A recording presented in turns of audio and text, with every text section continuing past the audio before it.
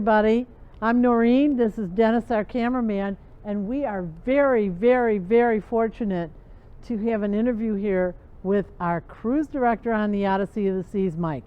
Yes. Mike, thank you so much. We're 6 feet away, so this is Yeah, good. yeah, we're social distancing. You know what I might do? Is go over this Yeah, way see where it's good. so I can see both of them. Oh, very good. Yeah, this is good. you don't have to see both of us. Nor get them No, to that's stay. good. Yeah. Yeah, no, we're good. All right. Okay, so first question. Do you want me to answer to you or answer to the camera? To the camera, of Okay. course. Yeah, you don't have to look at me. Look at Dennis, he's a lot cuter. First question we have is, did you have a nickname when you were growing up, and what was it? Oh gosh, Mikey. Everybody used to call me Mikey. That was it. Most guys with nicknames, who has a legal name of Mike or Michael, it was always Mikey. Mikey likes it, right? That was the big life. Mikey likes it. And you grew up in Canada, and you were back there for a while, and I heard you talking about this earlier today at the Captain's Corner and at the Crown and Anchor event, and you talked about being a police officer. So I want to know two things about that. Did you have one of those big hats, and did you have a horse? I had neither a big hat or a horse. However, Well. we did have very formal attire with white gloves. We called them our number ones or dress blues. We had the shoes that I literally spent probably 20 hours polishing to get to just the right polish. It was very what's the word I'm looking for? Paramilitary. Military, sort of. Yeah, yeah. It was very strict in our dressing and attire. However, the way our motto behind policing in Canada within my community was always a lot of community policing. Community based. We did a lot of community events. We were really involved with the community, and I worked within the schools as well. So it was very much we had a beat on the pulse of the community, and we worked with them to better our community. Well, that's great. Well, Dennis did that. He was a police officer in our little suburb in the Chicago area, and he was involved with the elementary school. He was doing, with his partner, fingerprints, videos, and pictures so that if anything were to happen to any of the children, there was something on record. And I think giving back to the community like that is a really special opportunity. And I think it just kind of broadens your exposure and your background, and it gives you a better understanding of the global community. The big thing with being a police officer is you are dealing with people who are having the worst days probably of their lives. Yeah. Nobody calls 911 on the best day of their life. You know what I mean? And when we're working on a cruise ship, while a different uniform, we deal with people who are having the time of their lives. However, it really puts in perspective what guests that have issues on board the ship compared to what you dealt with, and you would know, sir, is the worst case scenario on land, which makes the worst case scenario really on a ship not overly that bad compared to what could the happen. The first responders deal with on a day-to-day basis. So kudos to them and our veterans. What would you like to be doing 5 years from now? It's a great question. Boy, oh boy. I'd love to work in the office. I see a transition to head office in the not in the near future, but I would say 5-year plan is something good. I would love to support our Miami shoreside leadership in some way that they could utilize my skills. But for the next few years, I'd love to do all the new ships and do the takeouts and have an experience that way. Do you think that's in line with what the headquarters people might have in mind for you? without giving away anything you might already know? I'm not sure what you mean by that question, but I would like to settle down at some point. Yeah. But Royal Caribbean has given me such an opportunity and given me, a great place to work and great environment to grow as a person. And I just think that I could grow further and help the company more, like I helped the community that I policed in. And I would love to go in that upward trajectory and eventually move shoreside. You won an award. You mentioned earlier today when we listened to things that were going on at the Captain's Corner. What was that? What award? Yeah, the award was the first cruise director ever to win Leader of the Year. Out of the entire ship, I was nominated and won the award. And there were 26 other leaders of the years that were across the fleet, and I was lucky enough to be the only cruise director to have that. So that was very distinguished. But I was very lucky to be surrounded by an impeccable team like I am here on board the Odyssey as well. Oh, for sure. So every ship had a leader of the year. Is that what you're saying? Every ship had a leader of the year. The majority of them did come from food and beverage or housekeeping. So it was very nice to take one home for the entertainment team. And which ship was that, Mike? That was the Grandeur of the Seas. Right. One of my favorites. Yeah, the Grandeur. One of my favorite ships. This is one of those classic ships where, even though every ship, the crew is amazing, there was something about the crew on the Grandeur that really made it feel like family and coming home. Okay, a few more questions. Sure. One of them is, if you had 2 weeks to spend on vacation, so to speak, at any of the places that you've been able to visit or wanted to, where would that be? Oh, great question. Hawaii always tops the list. I would love to go and spend a couple of weeks out in Hawaii. But I'm a nature lover, so Alaska would be a close second. I feel Alaska has a lot to offer.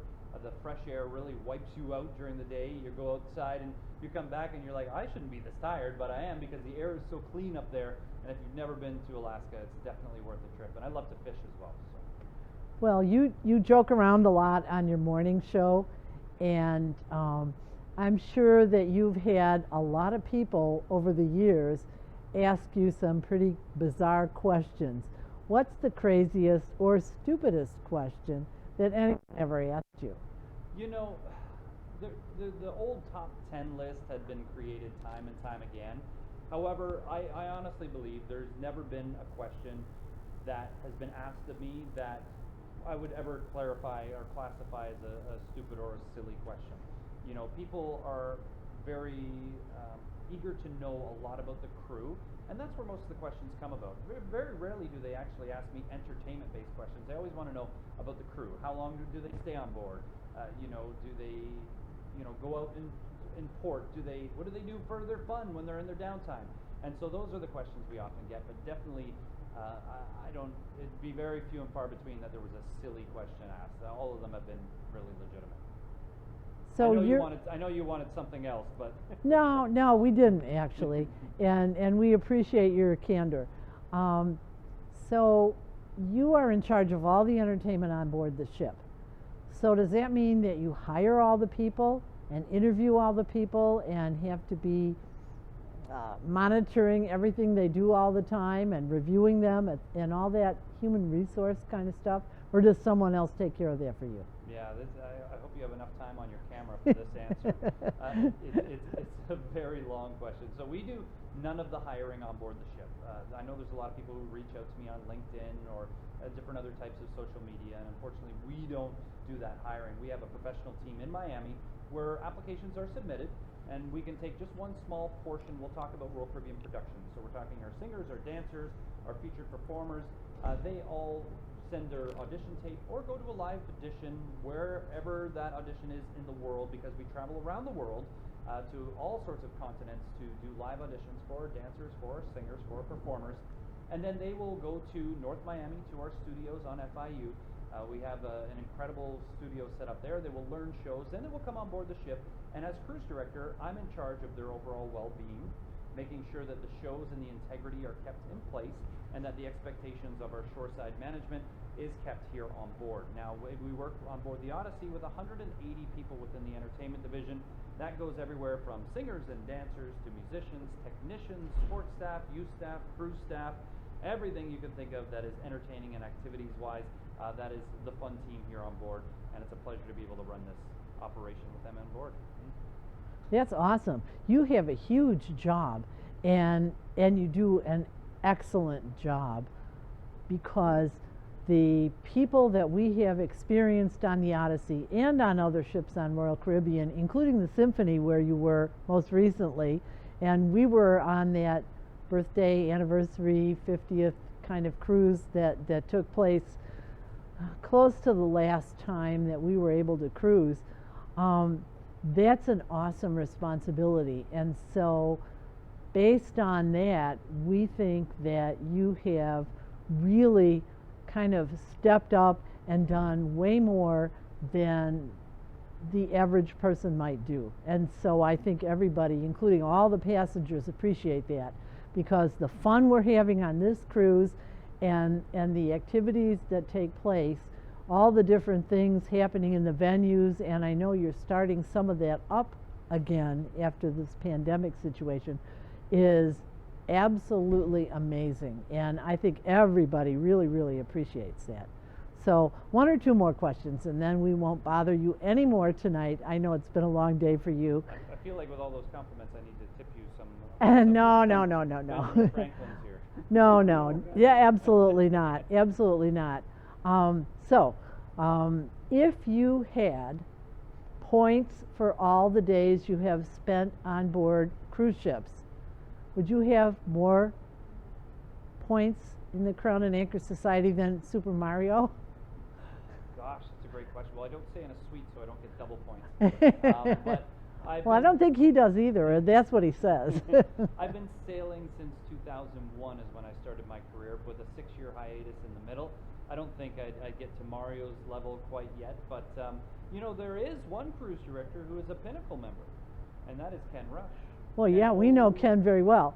Yeah, We've known him for a long time. When Ken comes on board the ship, when they print his SeaPass card, and we've had him a couple times on Odyssey, and he's going to be coming again, it is a gold SeaPass card. He is a true and blue Pinnacle member, and he is the only one of the cruise directors who is. So that's pretty amazing. We'll have to give him a bad time about that next time we see him.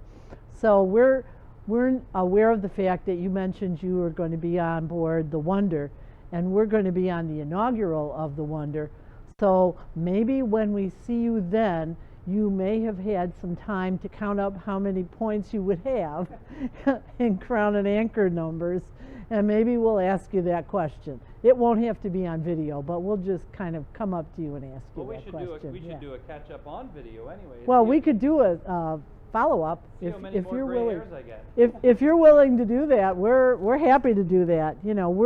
We're struggling. We're brand new on YouTube, and we're hoping to get a lot of subscribers, because a lot of people do stuff on YouTube, but not everybody does the focus that we're doing, which is we're trying to get to Pinnacle.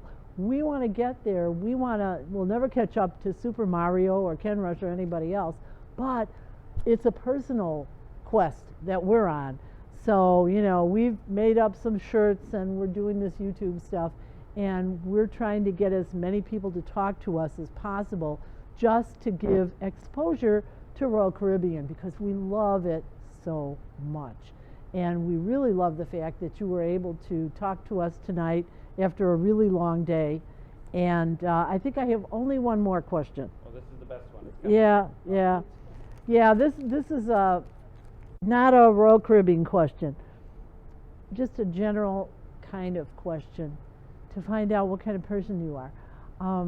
If you had the opportunity to have dinner with anyone, living or dead, who would that be and why?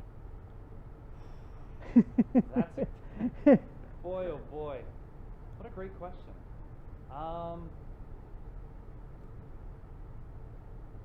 It would probably be. This is going to surprise you. It's going to blow you away. No. It will. It won't. I would probably, one of the most influential pop culture type icons that I grew up watching and loving was Michael Jordan, for the Chicago Bulls. And for me, I played basketball in high school and college, and to be able to have dinner with him and hear all the stories that you don't get to hear, that would really be that would be something special. You know, I've had the opportunity in working on ships to meet a couple past presidents. I met Bill Clinton on one of the ships. I met Donald Trump before he became president as well. He came and did an episode of The Apprentice on one of the ships. And so, you know, I've had a lot of really good interactions with celebrities and people like that. But for me, it's Michael Jordan. It's the person I idolized growing up, and I think it would be awesome to meet him. Well, I think that's a great answer. Being from Chicago and didn't even know that. having watched the Bulls win all those championships, and having seen him be in the Olympics, and Scottie Pippen and some of the others that were Bulls, Chicago Bulls, we think that's an amazing thing, and that's a great choice, actually, to have as kind of an idol and somebody that you look up to. He's had so much success over the years, both in athletics and in business. You know, he's got restaurants and he's got all kinds of things going on, and ownership in some of the teams. So I think that's a great person to want to have dinner with. And if I ever meet him, I will tell him I know someone that wants to have dinner with him. Oh, wouldn't that be great? Now you're making me think about if somebody else who I would have done that. But you know, the honest answer is, like Michael Jordan is like, that's like a personal thing. But you heard my whole story about, you know, how I came up, how I went home to be a police officer. If I could have dinner one more time with my grandmother, that would be special. Yeah, for sure. I'm sure it would be.